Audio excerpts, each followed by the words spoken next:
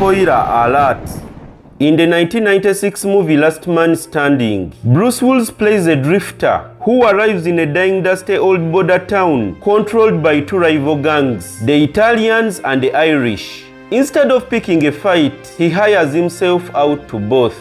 He sells guns to the Italians and then tells the Irish where the Italians have hid those guns. In other words, he secretly feeds each faction information that escalates their war until they annihilate each other.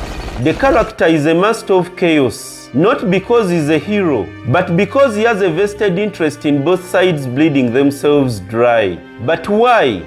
Because when the gangs kill each other, he remains the only one standing. Now, if that sounds like a classic piece of American cinema, look closer, because you are seeing a blueprint of a strategy that is currently playing out in the streets of Kampala. In the real world, divide and rule is the oldest trick in the authoritarian playbook, and the premise is simple. If the population is busy fighting itself, it has no energy left to fight the regime. You see this in the baffling laissez-faire attitude of the Ugandan police towards the rise of violent urban gangs.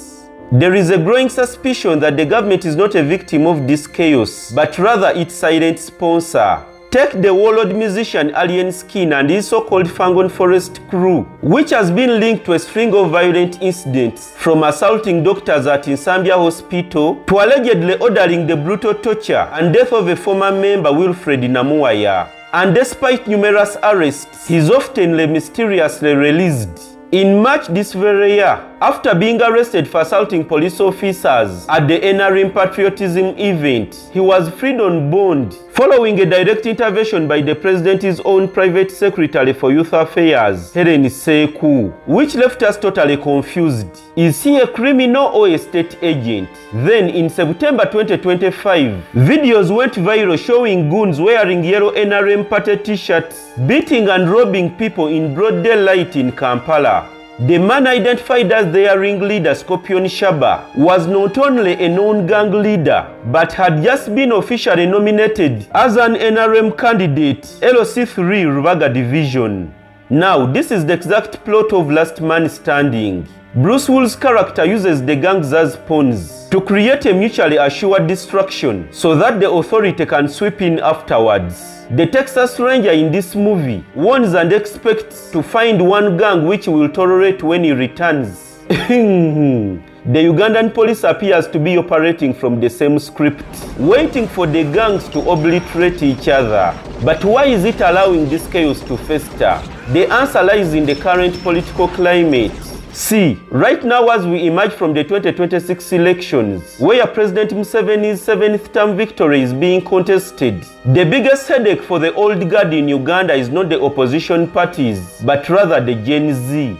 These young people are angry and have already shown their teeth by staging marches to the parliament over corruption, unemployment and high costs of living, hence shaking the entire foundations of the entrenched hierarchy. So what do you do with an angry young person? You give them a different enemy.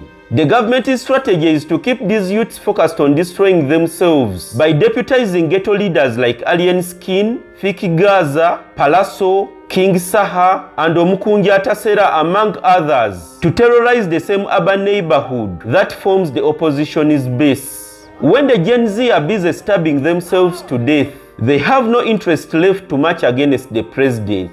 The regime ensures that the energy of the youth is channeled into tough wars rather than political revolution. This is called divide and rule. But here is what the government doesn't want you to know. The police are not helpless. They are actually well equipped and capable of halting this unrest. For they have the guns, CCTV cameras, manpower and the intelligence to pinpoint and apprehend all the perpetrators. This is evidenced in their ability to crack down and suppress opposition rallies and riots in just minutes. So why don't they do the same to the gangs? Like I said, the gangs are useful.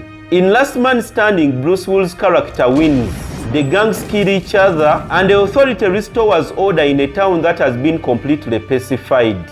In Uganda, the state is betting on the same outcome by pitting the Fangons, Scorpions, Fikigazas, Palazzo and Saha, among others, and allowing violence to flourish through the streets unchecked. By doing this, The government hopes to exhaust the opposition's spine through internal gang warfare.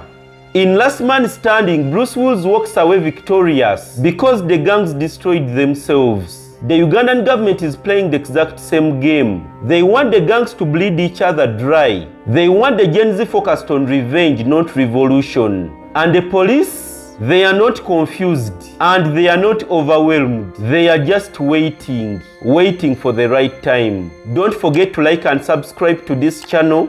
Thanks for watching.